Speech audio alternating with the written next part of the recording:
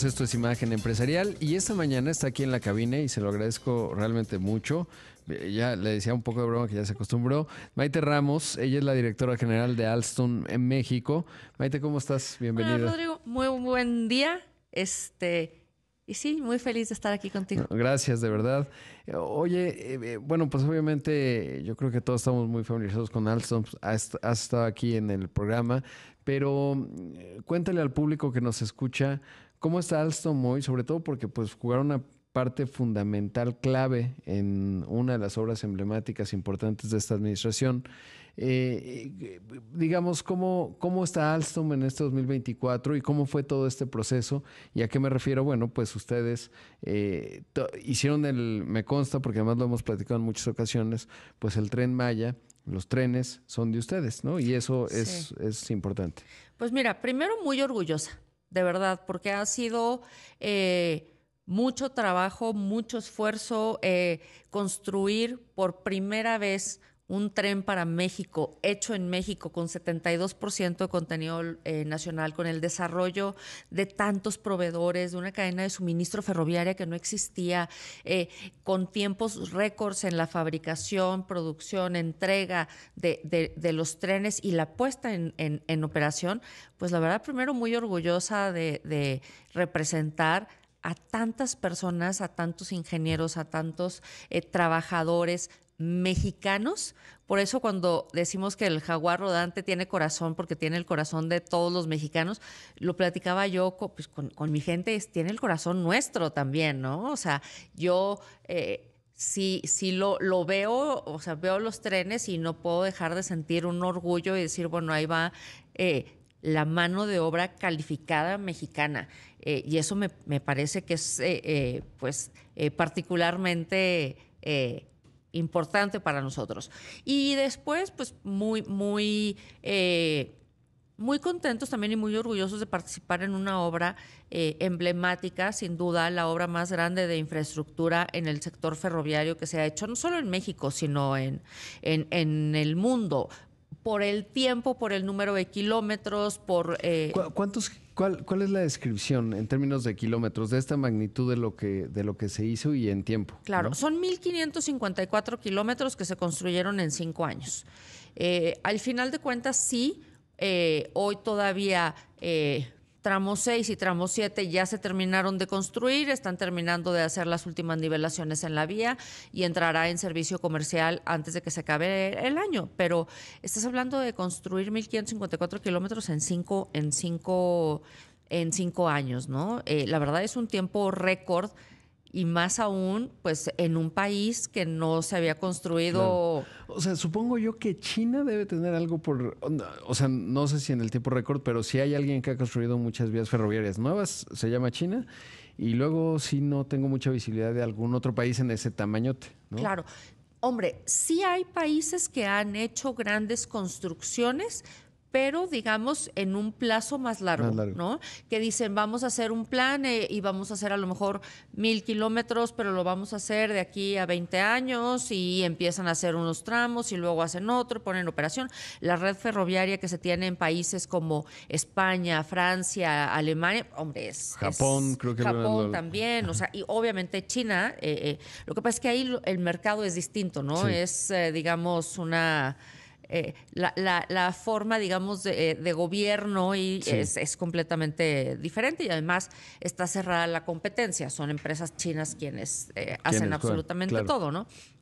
Eh, cada país tiene sus formas, pero sí en un solo proyecto donde se contempla tantos kilómetros, por lo menos no hay un registro que se haya hecho en el mundo antes, Claro. ¿no? ¿Y cuántos trenes? O sea, 1,500 kilómetros, ¿cuántos trenes son? Bueno, son 42 trenes, 219 coches en 3 composiciones distintas, lo que es el estándar, que hay de 4 y de 7 coches, los trenes de larga distancia, que justamente el 20 de septiembre presentamos el tren y falta todavía el tren restaurante.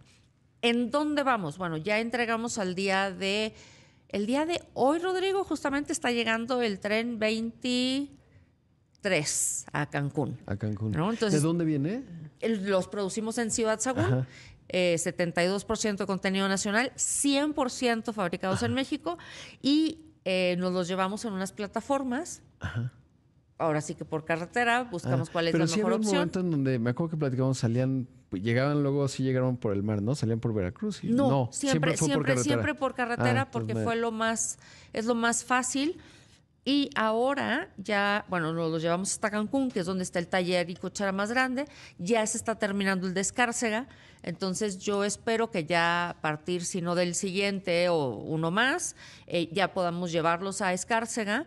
El taller y cochera de Escárcega está prácticamente terminado y entonces pues ya llevarlos a Escárcega, no hasta Cancún, y ya a través de Escárcega ahí hacer todo el ensamblaje y demás, y ya que se vayan ya por vía ponerlos a circular, ¿no? Y ahorita hablabas del Corazón Mexicano. ¿Cuántas personas estuvieron involucradas? 4,500 empleos directos, 7,500 indirectos. Están involucrados por parte de Alstom en la fabricación de los trenes y toda esta parte de los sistemas ferroviarios que estamos instalando.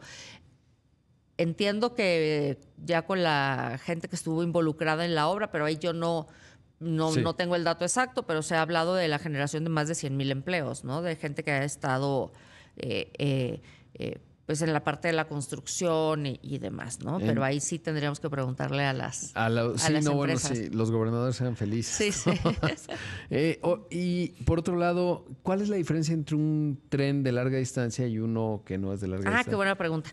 Bueno, el tren estándar es un tren como los que hemos visto y que son los que más se han publicado, que es este blanco con verde, con los asientos o los coches donde tú tienes asientos de primera o premier y turista, 2 y 1, 2 y 2. El de larga distancia tiene 7 coches. De entrada es pues casi el doble de tamaño, de peso, y además tienes los coches con asientos que además son mucho más cómodos. Yo estiro mi piernita y no topo con el asiento de adelante. Claro.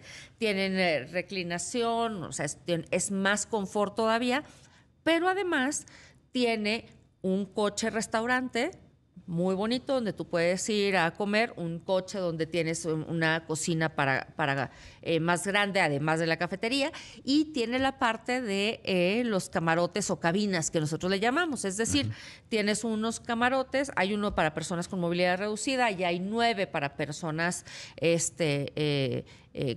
sin estas características, que son un poco más pequeños, pero que tienes tu sillón, que se hace cama. Tienes 2 camas individuales, tienes baño, regadera, lavamanos, o sea, en el mismo camarote. Entonces, bueno, podrán hacer unos recorridos más largos, que pases la noche ahí, que te subas, que vayas a cenar, rico, ¿no? En el coche restaurante, luego te puedas ir a dormir, te acuestas, te puedes bañar al día siguiente, o no, pero bueno. Eso cada quien. Eso ya cada quien. Hace calor allí. Hace calor, entonces sí, caería rico. Y además con la comodidad de que caminas, de que tienes unos espacios muy agradables. Yo me acuerdo creo que lo platicamos alguna vez, cuando yo era niña y existían los trenes de pasajeros, pues es cómodo viajar, sobre todo con niños en estas condiciones. Yo alguna vez tomé el Morelia, Ciudad de México, y está bien cerca, pero salía en la tarde-noche, me acuerdo, y en el Pullman, que era todo de madera increíble, pues es una magia extraordinaria, ¿no? Entonces, pues es realmente interesante. Debo hacer un corte, Maite, pero te pido la bondad de tiempo para platicar sobre todo también lo que viene, ¿no? Claro, viene todavía a terminar el proyecto, pero bueno, pues ya se han definido nuevos proyectos hacia adelante, entender cómo lo estás observando. Y regresamos. Esta mañana está con nosotros aquí en la cabina Maite Ramos Gómez, ella es la directora general de Alstom México. Regresamos en un momento con más. Esto es Imagen Empresarial. Está conmigo aquí en la cabina Maite Ramos. Ella es la presidenta, la directora general de Alstom México. Para el esfuerzo que ha habido, tiene todos los puestos posibles. Maite, ¿cómo se ve? Porque obviamente hemos visto que el gobierno entrante, el de Claudia Sheinbaum, pues ha definido que va a seguir haciendo pues nuevas conexiones ferroviarias.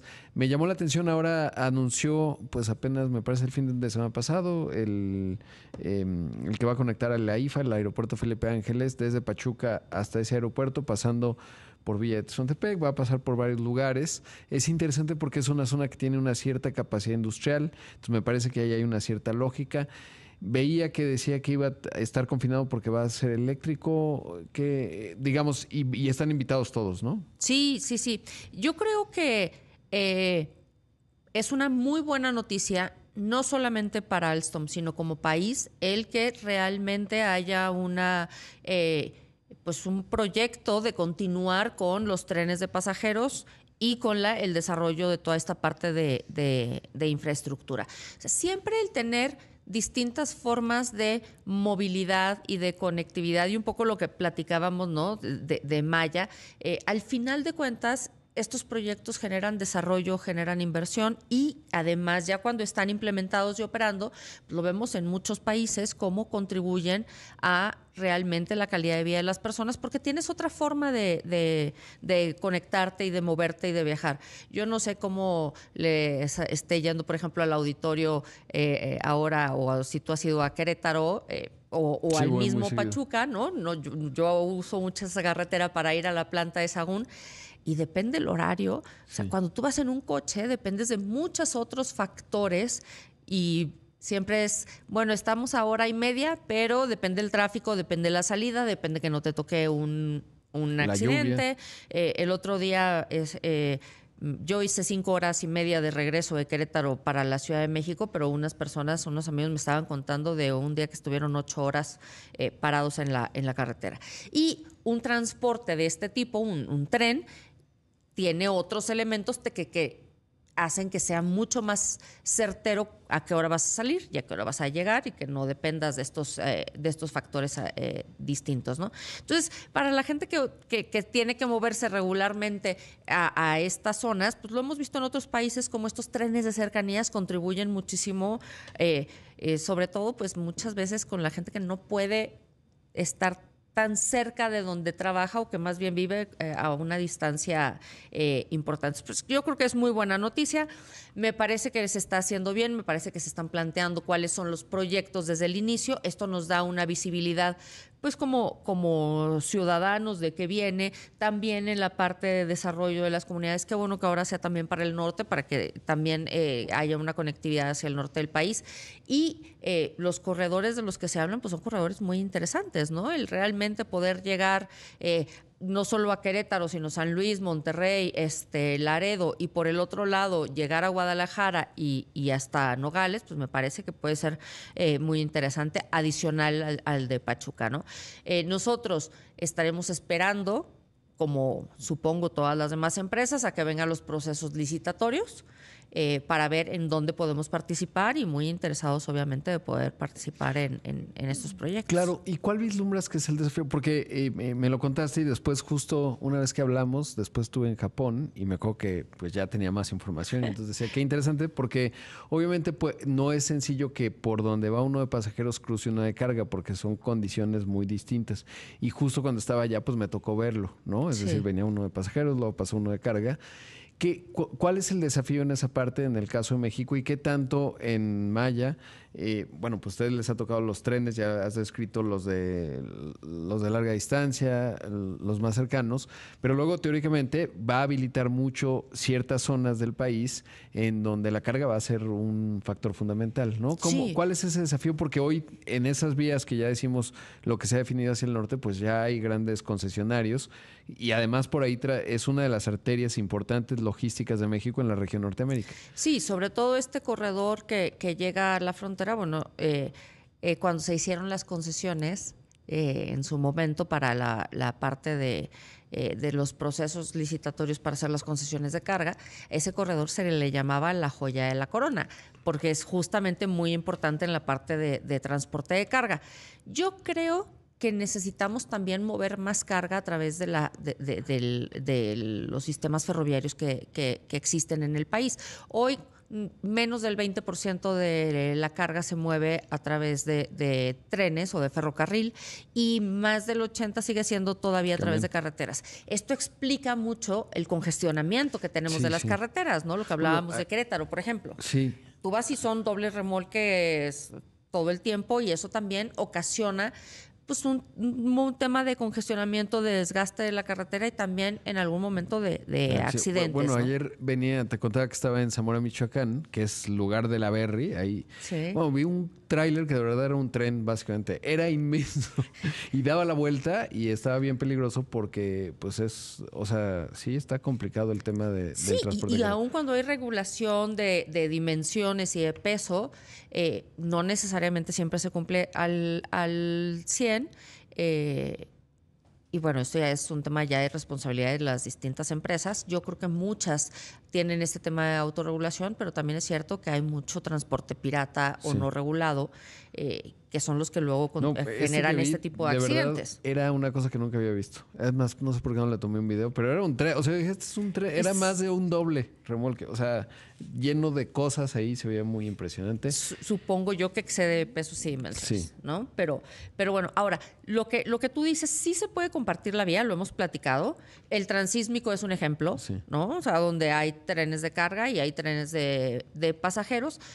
Claro que en este momento, y el mismo transísmico creo que es un ejemplo de cómo está funcionando bien, pero sí efectivamente los trenes que están ahí son trenes que van a una velocidad menor, es decir, creo que la velocidad máxima son 80 kilómetros por hora, mientras que otros trenes pues puedes ir a 160, como puede ser Maya, o incluso un tren de alta velocidad que pueda ir a una velocidad mayor, que ya lo habíamos platicado. ¿De qué depende la velocidad? Depende de qué es el objetivo de tu proyecto, ¿no? Si lo que quieres es conectar comunidades y que son de ciertos kilómetros, por ejemplo, pues no te conviene meter una infraestructura de alta velocidad que realmente tiene que ir mucho más confinada y donde el objetivo es llegar rápido, no conectar los puntos intermedios. Exacto. ¿No?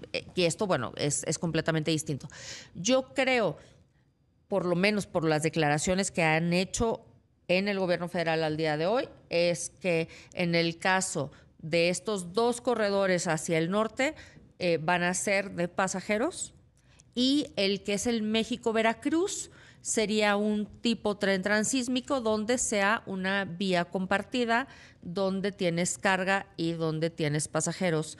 Y entonces, ¿de qué dependerá? Del tipo de vía, la velocidad que se pueda poner, ¿no? Y obviamente que hayan estos aparatos de vía y esta infraestructura ferroviaria para que puedan circular los dos tipos de trenes. Sí, ahora me hacías acordar que de verdad, como aprendo platicando contigo, pero de Tokio a Osaka, ahí tienes como 5 opciones de trenes, ¿no? Unos que van rapidísimo, que van súper confinados, y otros que van haciendo paradas, ¿no? Nadie quiere tomar ese porque, bueno, está divertido, pero que son los que usan los japoneses para ir a ciudades intermedias, ¿no? Y van haciendo paradas y puedes llegar prácticamente a todo Japón. Ahora, ¿qué dirías? Y lo hemos platicado, pero yo creo que vale la pena porque muchos me han de estar escuchando y dicen, no, bueno, pues es que entonces ahora resulta, ¿no?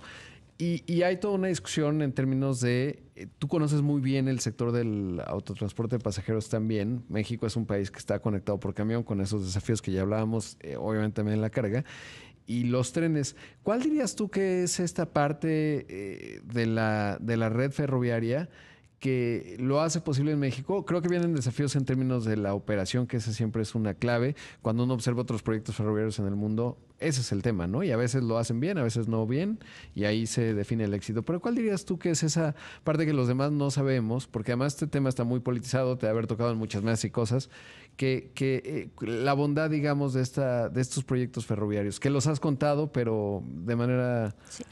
Mira, yo creo que primero me gustaría plantear que la movilidad en sí, en general, tiene unas características muy importantes que influyen en nuestra vida mucho más de lo que pensamos. Y hablo de la movilidad en general, que es ir del punto A al punto B en la mejor forma posible y en las mejores condiciones de seguridad, de accesibilidad también, y que puedas tú trasladarte en el menor tiempo posible y de forma segura. Y aquí tendríamos que hablar de una movilidad integrada, en donde tengas todos los sistemas de transporte integrados y que puedas elegir y que además puedas usar a veces el tren, a veces el auto, a veces la bicicleta, a veces el transporte público, como tú puedas moverte y que uno no excluya al otro. Es decir, obviamente mi corazón y Claro. la parte mía son los trenes, pero no vamos a decir que es la única forma de transportarte que deba existir. Tenemos que hablar de una movilidad integrada, ¿no? Eso es lo primero, y influye en la calidad de vida de las personas, de las familias, porque va desde tu seguridad, cómo te mueves, pero también cuánto te cuesta, cuánto tiempo tardas en trasladarte, Sí. ¿no? No es lo mismo ir en una carretera 8 horas que ir 2 Sí. o 3, ¿no? O en el transporte público también, ¿no? ¿Cuántas horas pasamos Sí. y cuántas horas pasa la gente en el coche? Creo que ese es el primer punto. Segundo, si este tipo de proyectos tiene un tema de desarrollo económico en el momento de hacer la obra, pero por supuesto lo hemos visto en el PIB el año pasado, cuáles fueron los estados que más crecieron. Tabasco es es un ejemplo espectacular, Sí. ¿no? De la inversión tan pequeña que tenía a cómo está hoy, o Quintana Roo, donde estaba solamente concentrado en Cancún, y hoy la parte sur también ha crecido de forma importante, Campeche, Yucatán. Creo que esto es también un factor importante. La otra, Rodrigo, es la capacidad que hoy tenemos en una industria que estaba prácticamente muerta. Nosotros mismos, con una planta de 495,000 metros cuadrados que teníamos, pues estábamos construyendo trenes para exportar a Estados Claro. Unidos. Está muy padre. Sí. O sea, el nearshoring y todo esto, pues nosotros ya lo tenemos desde hace tiempo. Pero que realmente puedas tener esta transferencia de tecnología y de desarrollo y de generación de empleos mejor remunerados, también es muy importante porque lo estamos haciendo ya para quedarse en Claro. México, ¿no? Entonces, creo que esta parte también de desarrollo de proveedores, de generación de empleos, no solamente nuestros, sino de terceros, también se ve reflejado. Nosotros tenemos proveedores para Maya, solo para Maya, en más de 15 estados distintos que antes no teníamos. Que antes no existía. Pues está fantástico, Maite. Gracias por estar aquí. Ya tienes una invitación para el podcast porque Claro esto que sí. da para hablar muchísimo y sobre todo, bueno, pues ya lo estaremos viendo. Muchas gracias. Feliz de estar contigo y cuando sea yo aquí estaré. Ahí escuchamos Gracias. a Maite Ramos, directora general de Alstom.